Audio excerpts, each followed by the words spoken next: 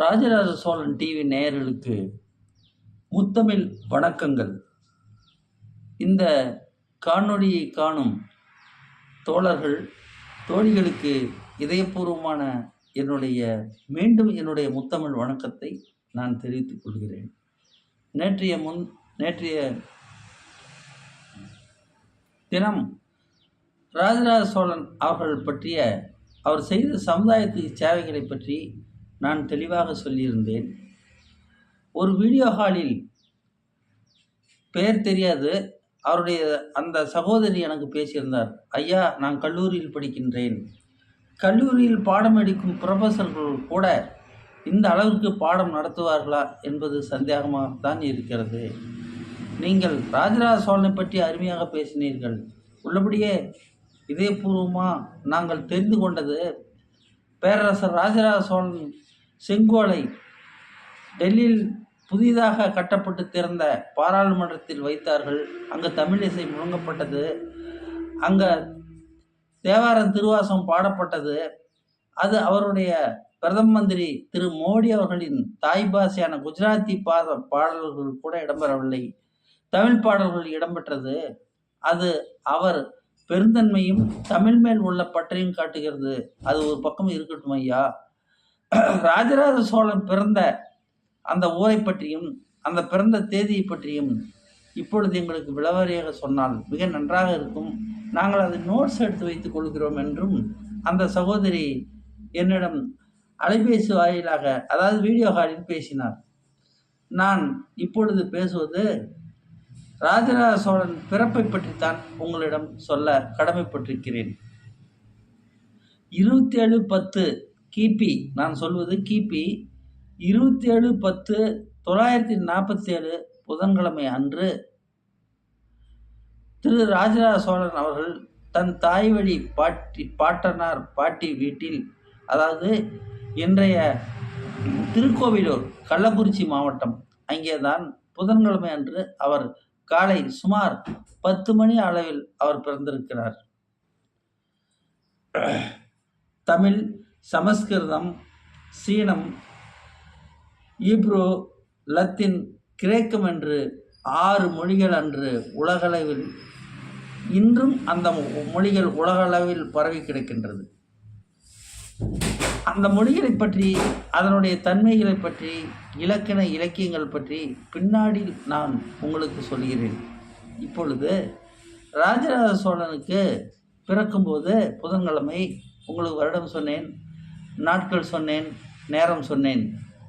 அவர் பிறக்கும்போது வானத்தில், நீங்கள் இப்பொழுது அண்ணன் மணிரத்னம் அவர்கள் இயக்கிய திரைப்படம் பார்த்திருந்தால் கூட தெரியும், அந்த அரண்மனை மேலே வால் நட்சத்திரம் ஒன்று மேலே வரும். அதன் பின்புதான் அந்த ஆட்சியை பற்றி சொல்வார்கள். அப்படித்தான் ராஜராஜ சோழனுக்கு பிறக்கும்போது வால் நட்சத்திரம் அந்த திருக்கோவிலூர் அரண்மனை மேலே வந்தது. அப்பொழுது அவருடைய தாயார் பெயர் திரிபுவன மாதேவி, தந்தை சுந்தர சோழன், சித்தப்பா உத்தம சோழன். சரி, அது இருக்கட்டும்.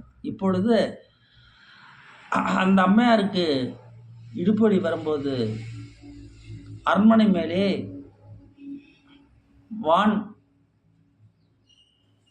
வால் நட்சத்திரம் உதிர்ந்தது.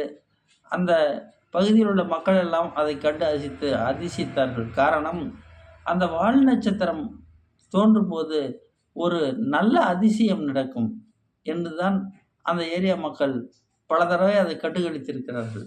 இப்பொழுது இடுப்பொடி தாங்க முடியவில்லை. மேகமும் காற்றும் தூறலும் இடியும் மின்னலும் பலமாக பெய்து கொண்டிருந்தது. கண்ணை கூசும் அளவுக்கு மின்னல் வெட்டி அது தன் கடமையை செய்து கொண்டிருக்கிறது.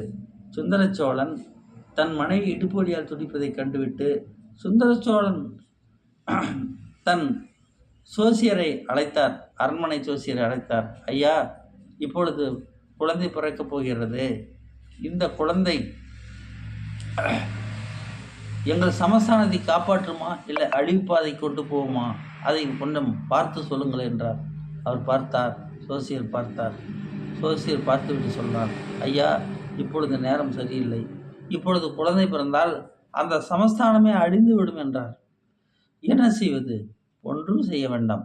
இன்னும் 10 நிமிடங்கள் தாமதமாக குழந்தை பிறந்தால் இந்த உலகம் இருக்கின்ற வரை இந்த பையனோ பொண்ணோ பிறக்கக்கூடிய இந்த குழந்தை பெயரை உலகம் அழிகின்ற வரைக்கும் நிலைநிறுத்தும். 10 நிமிடம் கழித்து உங்கள் மனைவிக்கு குழந்தையை பிறக்க செய்யுமாறு செய்தால் பரவாயில்லை. இயற்கையை யார் தடுப்பது? இயற்கை குழந்தை பிறப்பதும் மழை பெய்வதும் மகாதேவனுக்கு கூட தெரியாது என்று கிராமத்திலே சொல்லுவார்கள். அப்படித்தான் இதுவும். இப்பொழுது அந்த அம்மையார் இடுப்படியால் துடித்து கொண்டிருந்தார். என்ன செய்வது? முத்து அப்படியே அந்த அம்மாவை தலைகீழாத தொங்க விட்டார்கள். சுமார் அந்த அம்மா இடுப்பொலியால் துடித்தார். 10 நிமிடங்கள் கடந்தது. 10 நிமிடங்கள் கடந்த பின்பு அந்த அம்மையாரை முத்து, பவளம், மாணிக்கம், வைரம், வைடூரியம் என்று பதிக்கப்பட்ட தங்கத்தட்டில் சுமார் ஒரு 40 கிலோ பொறுமானம் உள்ள தங்கத்தட்டில் அந்த அம்மையாரை படுக்க வைத்தார்கள். அழகான ஆண் குழந்தை அந்த அம்மையார் பெற்றெடுத்தது. அந்த குழந்தையின் பெயரை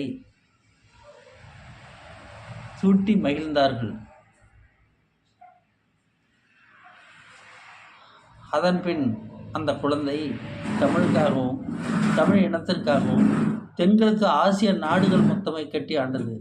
ஏன்? கப்பற்படையை முதலாக உலகத்தில் அறிமுகம் செய்தவரே அவர்தான்.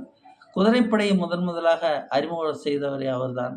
சாவா மூவா பேராடு என்று இளம் பெண்களுக்கு ஆடு மேய்க்கும் தொழிலை கற்றுக் கொடுத்தவர் தான். மாடு மேய்க்கும் தொழிலை கற்றுக் கொடுத்தவர் தான். உபாத்தியாயர் என்று சொல்லக்கூடிய ஆசிரியர்களை அரசு மூலியமாக நியமித்தது. அவர்களுக்கு நெல், சோளம், கம்பு, கேழ்வரகு என்று தானியங்களை மாத சம்பளமாக கொடுத்தது அவர்தான். இப்படி இன்றைய அரசாங்கம் எந்த திட்டங்கள் செய்தாலும் அந்த திட்டம் பேரரசர் ராஜராஜ சோழனால் உருவாக்கப்பட்ட திட்டம் என்றுதான் நாம் இன்று முடிவுக்கு வருகிறோம். அந்த அளவுக்கு அவர் அறிவிச்சியாக தமிழை வாழ வைக்கும் ஒரு பேரன்பு கொண்ட தாயாக அவர் வாழ்ந்திருக்கிறார். இப்பொழுது அவர் கள்ளக்குறிச்சி மாவட்டத்தில் உள்ள திருக்கோவிலூரில் அவருக்கு சுமார் ஒரு 16 வயது வரைக்கும் அங்கேயே அவர் வளர்த்தெடுக்கப்பட்டார். அந்த காலகட்டத்தில் ஏழை எளிய மக்களோடவே அவர் சென்று பழகக்கூடிய சூழ்நிலையை அவர் உடன்பிறந்த அக்கா குந்தவை பார்த்து கொண்டார். அந்த அளவிற்கு அவர் ஏழை எளிய மக்களோடு அவர் தன் வாழ்வை அர்ப்பணித்து கொண்டார். அங்கேதான் போர் பயிற்சி, ஈட்டி, வாள் எறிதல், கத்தி சண்டை, வாள் சண்டை, ஈட்டி சண்டை, தடி விளையாட்டு, ராஜதந்திரம், அரசியல் எப்படி நடத்துவது, எதிராளிகளை எப்படி சமாளிப்பது என்று அனைத்தையும் கற்றுக்கொண்டார். அதனால் அவர் தமிழ் மேல் தீங்காத பற்று கொண்டார். அவர் இல்லையேல் சமஸ்கிருதம் இன்று தமிழகத்தில் அரசாண்டு இருக்கும். சமஸ்கிருதத்தை அடித்து ஒழித்து அது தேவாரம், திருவாசகம் போன்ற தமிழ் மொழியால் எழுதப்பட்ட ஓலைச்சுவடிகள் எல்லாம் கரையான் அரித்து கொண்டிருந்ததை காப்பாற்றி அவர் தமிழுக்கும் தமிழனுக்கும் நெடுங்காலம் அவர் நம்மோடு வாழ்ந்து கொண்டிருக்கிறார், பிரயாணம் செய்திருக்கிறார். அந்த ஓலைச்சுவடியை அவர் காப்பாற்றி வைத்தார் என்பது இந்த நாடும் இந்த நாட்டு மக்களும் அறிவார்கள். ராஜராஜ சோழனுடைய பிறப்பும் வளர்ப்பும் இதுதான். தோழர்களே, இப்பொழுது நான் இந்த காணொளியை நிறைவு செய்கிறேன். சுருக்கமாக சொல்லிவிட்டேன். அவரை பற்றி சொல்வதென்றால் இந்த நேரங்கள் பத்தாது. நான் மீண்டும் இன்றைய மாலையே அவர் செய்த சேவைகளை பற்றி நான் மீண்டும் உங்களுக்கு சொல்கிறேன். நன்றி, வணக்கம்.